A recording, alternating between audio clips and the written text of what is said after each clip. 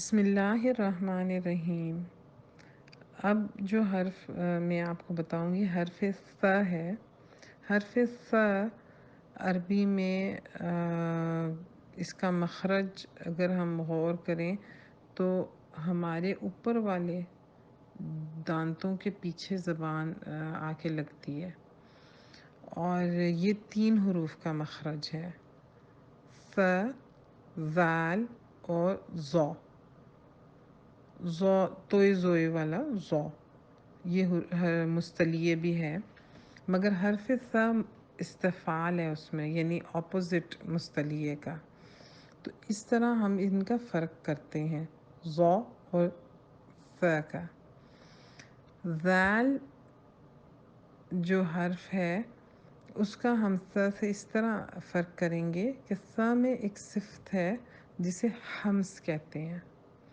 ہمس کو سمجھنے کے لیے اگر میں آپ کو مثال دوں ف کی، ف کا حرف ایسا حرف ہے جب ہم اسے ادا کرتے ہیں اور اپنا ہاتھ ہونٹوں کے آگے قریب کر کے رکھ لیں تو آپ کو ایک احساس ہوگا ہوا کے اخراج کا، تو یہی ہمس حرف ث میں ہے۔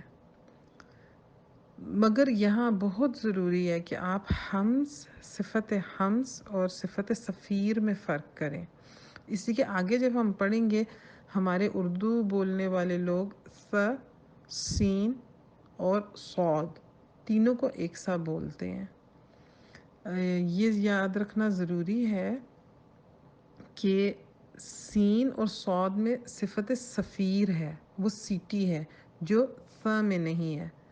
ث میں ہمس ہے، صفت ہمس۔ صفت ہمس جو میں نے پہلے بتایا، ہلکا سا ہوا کا اخراج آپ محسوس ہوگا، اس جیسے فحدث، ٹھیک ہے، اور دث میں فرق ہے۔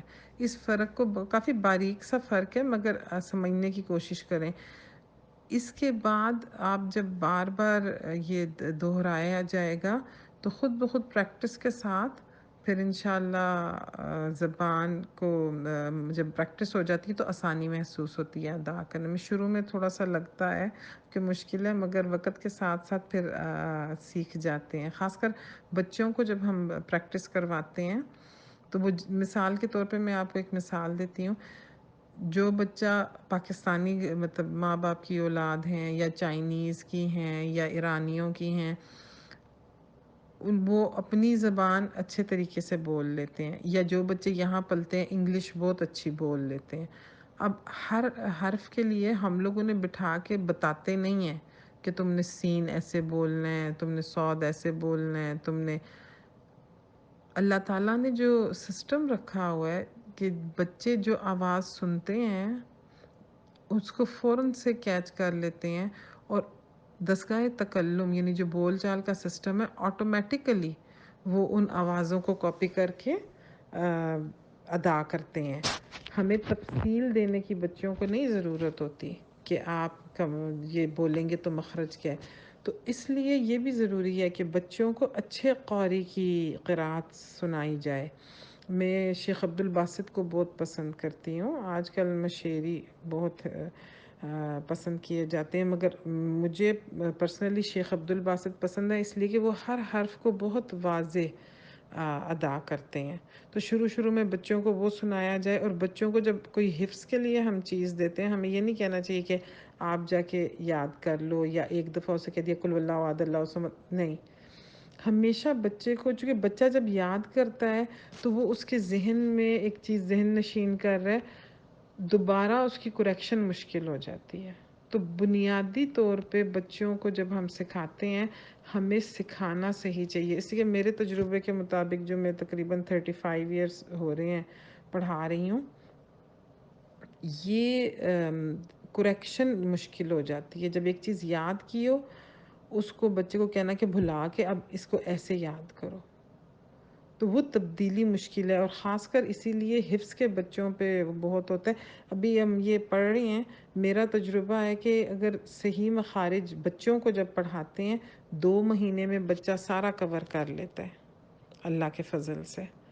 اور وہ اچھی تلاوت، اور حقیقت یہی ہے کہ مجھ سے تو کہیں زیادہ وہ اچھا پڑھتے ہیں، اسی کہ ہم لوگوں نے بڑی عمر میں سیکھا ہے، تو وہ ایک بنیادی جو پروناؤنسیشن ہماری اپنی ہے وہ اس میں آ جاتی ہے۔ بچے جب سیکھتے ہیں، بچے بہت بہتر سیکھتے ہیں، وہ صاف سلیٹ والی بات ہے۔ تو اس لیے بچوں پہ مجھے ہمیشہ زیادہ توجہ ہوتی ہے، اور بچوں کو اتنا ڈیٹیل قواعد یاد کرنے کی نہیں ضرورت ہوتی، انہیں ایک دفعہ بتا دیں اور اس کے بعد وہ اچھی قرأت کو سنتے رہیں ترتیل میں، تو اس سے یہ ہوتا ہے کہ بچہ اس کو کاپی کرنا شروع کر دیتا ہے، اور آٹومیٹک وہ مطلب مخارج وغیرہ ہر چیز اسے یاد کرنے کی نہیں ضرورت ہوتی، وہ اچھا کاپی کرنے والا ہوتا ہے۔